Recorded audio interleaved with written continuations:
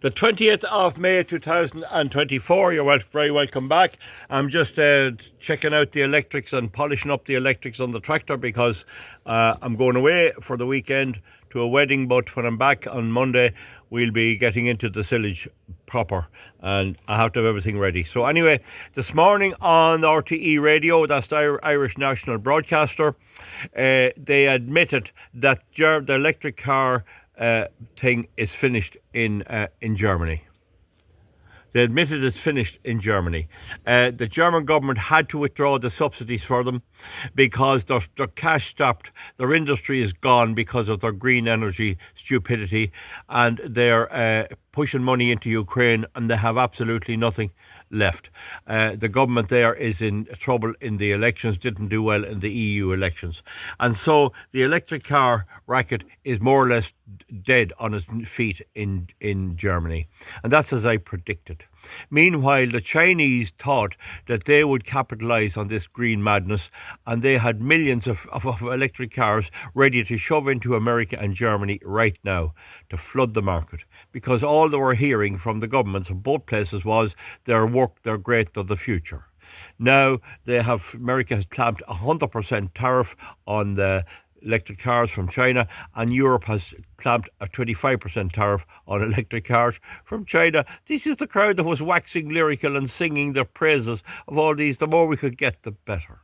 They thought they were going to replace the ordinary petrol and diesel cars. They never considered the impact of that on their industries or anything else.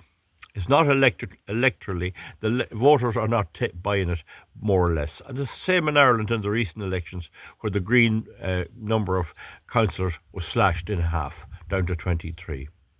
In any event, that's one thing that RT was forced to concede. They were forced to concede it after them lying about it for years. The next thing was on the Shannon side, Northern Sound, Joe Finnegan, the Joe Finnegan show, not to be confused with Joe Duffy on RTE, Joe Finnegan. So what's he up to? Well, he had on a fella called Martin. He's a brother, I think, of Catherine and Vincent P. Martin, and he's got elected to the council in County Kildare for the Green ticket. Now, just imagine there are people in County Kildare prepared to make him one of the 23 county councillors. There are 900 county councillors and plus extra. So he was singing the praises and the lament for Eamon Ryan, and I need to counter that. While Eamon Ryan didn't probably commit any crimes as such in the criminal sense, not like Jimmy Savile, Rolf Harris, or those people, or Father Brendan Smith, he committed environmental crimes. He refused to adopt the proper assessment set out in the Aarhus Convention and the SEA Directive and the Environmental and Habitats Directive. And he's been caught. The government has been caught in the courts all over by people suing to put these directives where they must be in law. He has dug up the streets of Dublin, putting in his stupid cycle lanes everywhere. And I'd say that contributed to the loss of his vote in Dublin. Some idiots did still vote for him. Taking away the car, did anyone who owns a car actually vote for him? No parking place outside the forecourts. That was one of the things he has done. But it was agreed on the programme that the rural TDs couldn't stick him any longer. They were gone to such a state of revolt with his attack on the country. Now, don't forget, the Greens are primarily a Dublin City party. They have Pippa Hackett down in Offaly somewhere, and that, but they're primarily a Dublin City party in that if you took out the Dublin politicians, you'd have very little. And Ryan is Dublin City, and all of that. So the thing about it is, they launched an attack on the country. So what they were out to do was saying, right, we're up here in Dublin, we'll hammer the country, we hate the country. But when that came down to the country, the rural TDs realised, Fianna Fáil and Fine Gael, we'll be crucified. And in a way, it was a pity he didn't stay, because the likes of me had stand a chance of getting elected if you had him there. But they're still there in government. But the thing is, the rural TDs realised the game was up with him, and I'd say they told the Taoiseach Micheál Martin, or he's not the Taoiseach, he's the leader of the party, it's an alternating Taoiseach thing. They told him, we'll not vote for it anymore. They were going to bring the government down. I'd say it was our own Finnegan and Fianna Fáil TDs that were going to sink the government. And so in that ultimatum, it was told to Ryan, if you don't do something,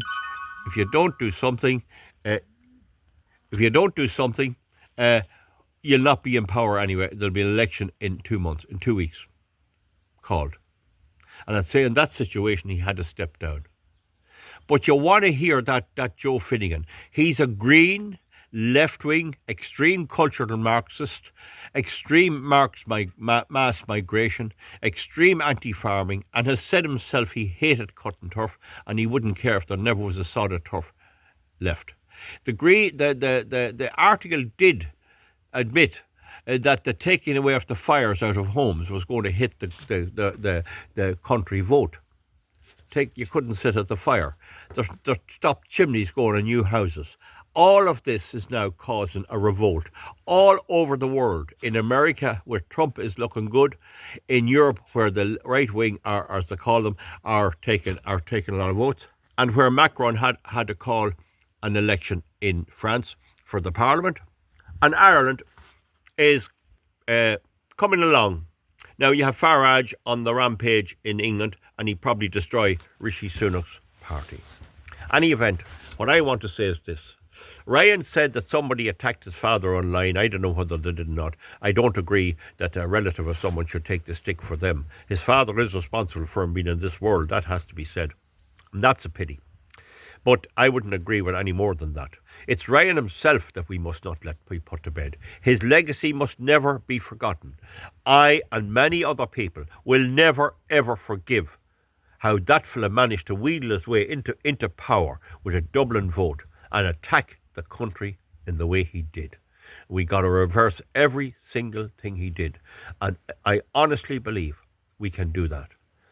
The Irish courts, the Supreme Court down, the Court of Appeal and the High Court, have already said that the 6 weeks delay on taking judicial reviews against unauthorised and illegal buildings is not law, that you can go in at any time. Now, that is a frightening thing, but it would mean, for example, if the pylons are built and I got a few pound together, I could tackle them and put them down again. It means I can put the windmills out. Now, I don't agree, and I think it's a pity that quarry owners and people trying to make a few bob are the victims of this. They thought it's nothing. Their architects probably told them, oh, plough ahead, sure, bit of planning permission, they'll be all right. The directive says if it has a significant impact on the environment, and we have to accept whether we like it or not, folks. You cannot say, oh, I want the EU, but I don't want its laws. It doesn't work like that. In the long term, you might get away with it for a few months or a few years, but it doesn't work for it in the long term. In any event, as I said, I personally will never, ever forgive Eamon Ryan. I'll never forgive him for what he's done. There is no forgiveness. As I said too, you don't forgive people who do unbelievable things. Whatever one thinks about Adolf Hitler, under his command, I know of one instance where there were parents lined up on one side of a military camp and the children on the other, and they were trying to pair them off to know who was who, and a little boy of 7 ran across to his daddy, and the soldier shot the boy dead in front of his father. That type of thing with me is never, ever, ever forgiven. Never, ever will it be forgiven. And I don't think anyone, any decent person, any person who loves the Irish environment and who likes our country should ever forgive the Greens. We must put them down, we must put them out. And we must remind the world of the cruel, illegal, bullying tactics that they have used. And Eamon Ryan was the spearheader of that. Hopefully they'll disappear, their old stupid party will disappear, and they'll be got rid of once and for all. Good luck, folks. It's hard to have to say that. I'm not a person to behave like that. But this is too big a grievance, too big a mess, and too big of a sad situation that these idiots can get people to vote for a load of fairy dust, that they can be so silly as to believe that all these green things can work. when in fact we all know, or anyone with a tither of wit knows, that is not how the future will lie. Give me a thumbs up or a thumbs down and comment underneath. And as I say, it's a scandal that I can't come on Shannon Side Northern Sound to speak on the Joe Finnegan show. I can't come on RTE or anything else. The whole thing is one huge fix, one huge green fix, and they're all broke and they need us to bail them out and be sympathetic for them. It doesn't work that way. Goodbye. We'll see you back. Thank you.